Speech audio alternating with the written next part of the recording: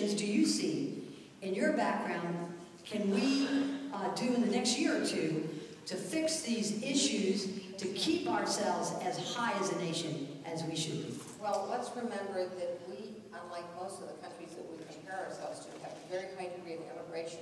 So we're constantly bringing in newcomers who don't speak English and who in many cases don't understand the ways of our culture, and it takes them years. If we closed our borders, if we were a totally different country as many and did what other countries did, we could then say our population is homogeneous, we don't have the... We're a different country. We're But you know, as President Obama also mentioned last night, that America is #1 when it comes to innovation, when it comes to Silicon Valley, and I think he even mentioned Facebook and Google, who were invented by people from other countries who came to our universities to study. Now, and these folks, we need to encourage this type of innovation. Right. So that they, and you know, once they come into our country, as far as I'm concerned, they're Americans. Right. So how do we keep that level? Wait, I was not suggesting we should close our borders, only that we are a far more diverse country than some of those that we compare ourselves to. And that in fact, our country is very dynamic, and that when you talk about the deficits in our country, we should be looking at why is business not more nimble? If innovation falters, it's not because of our third graders or our fourth grade test scores. It's because we're outsourcing a lot of jobs.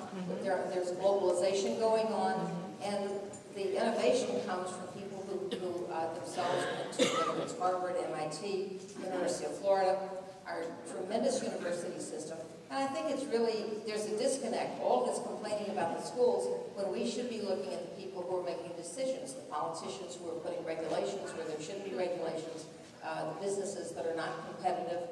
There are a million and one reasons why if we're not competitive, but we still have the greatest economy and the greatest political system in the world. So I think that there's a lot of beating up on schools that's totally inappropriate and looking for answers that are not answers.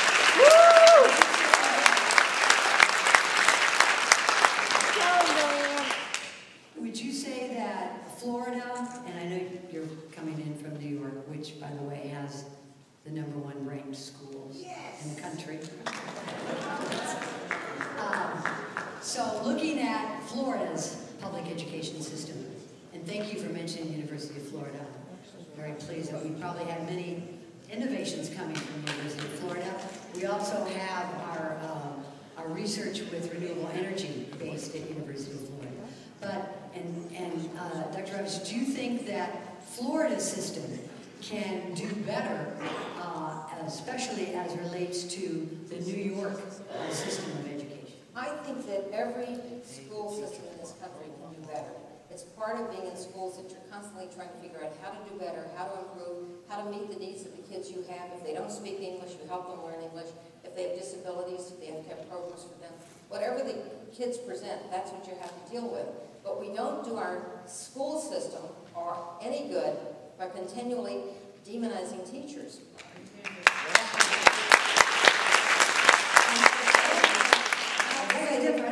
I think what we need to do is not look at any criticism. We need to find out how we can help our teachers and nurture our teachers.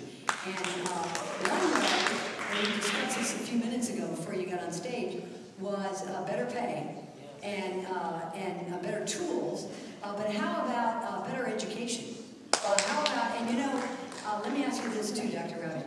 The science, mathematics, and special education are 3 areas that teachers need more education in, higher education in. And here in Florida now, they can do that free of charge. Do you know of any other state where a public school teacher, a classroom teacher, can go to a public university and take free classes in mathematics, science, or special education? Well, I don't know of any other state that does that. I do know that Finland, which we frequently look at admiringly because it's a very high-performing system. It has no testing, but ends up first or second in the world. Shanghai just beat Finland. No teacher pays tuition, but it's very competitive to get into teaching. You see, Florida does allow teachers to take these classes in higher, in any state university in those areas. And Mr. Cunningham, do you think that the federal government is cognizant of the situation with Florida having such a low base pay for teachers? I think we are, but you should know the federal government has about 8% of the money that goes into education. Teacher salaries are all going to be set at the state and local level. So our ability to influence it or to shape it is pretty limited. Most of our money goes to help low-income students and students with disabilities, lion's share of money. So our ability to affect teacher pay is very limited. What is the policy in the federal government right now with regard to charter schools? So let me put this in perspective. We have about a $47 billion budget, and we have about $400 million, which is about 1% of our budget, that helps support charter schools, magnet schools, and other autonomous schools. So in terms of money, it's not a lot of money. In terms of our requirements around some competitive programs like Race to the Top, we have encouraged states not to cap charters, but to allow them to flourish. We've also evaluated states based not only on whether they have caps, but also on whether they close down low-performing ones. And so in other words, some of the federal money that comes to Palm Beach or Broward or Dade is tied into whether or not we will allow charter schools. It is, yes. Just part of the Race to the Top money. Now, what do you think about that, Mr. Dow? Well, once again, I think that here's what really bothered me. When I went to that Excellence in Education Summit, virtually everyone was there out of a motive for profit.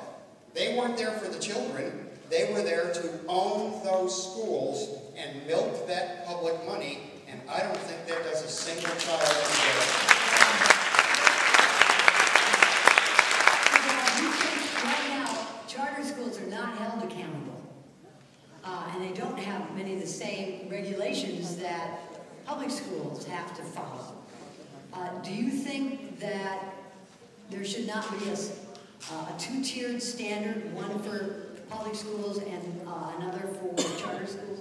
Well, once again, I was astounded when I got into education and I found out there is no normal national standard for student achievement. There is no normal national standard for teacher effectiveness. There are no standard ways to rate anybody, and then what you're saying is, this system is failing, so let's let someone start another system, but let's not measure them, because we don't want to know.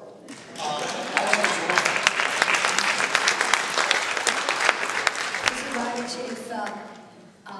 do you think in your background and your experience that that any charter schools have ever been effective at a good education in the elementary schools? Well, what I've learned, and I've studied a lot of charter research, I've visited some charters, but they're now by 5,500, so I can't say that I've visited huge numbers, is that some of them are wonderful schools, but that's a very small minority. Many of them are totally incompetent schools that should not be allowed to continue to have children in their buildings. Many of them are just competing with public schools. We have a particular problem right now in New York City where the city gives public schools space for charters. And so then the regular public schools are pushed out by the charters, and there's this tug of war. And what's happened with this current corporate reform approach is that it's rejected the idea of it takes a village to raise a child. Instead, it has set parents against parents fighting over public school space. The charter parents want the space, the public parents want the space, and they're at war with each other. This is going on day after day now in cities where they co-locate. And then also to set teachers against teachers and to say, well, instead of keeping experienced teachers, let's fire the experienced teachers and keep the young teachers. So now we have everybody fighting instead of everybody coalescing around what should be the common goal of how do you help children. Now, I've read that there's schools in the Bronx, for example, where it's tough to find location, brick and mortar schools. So they take half of the school that's a public school and they make it into a charter school. Mr. Cunningham, is this something that the federal government would like to see more of or encourage in any way? Just to be clear, we'd only like to see more good charters. We'd not like to see more bad charters. No, wonderful, more good charters. You know. And I also want to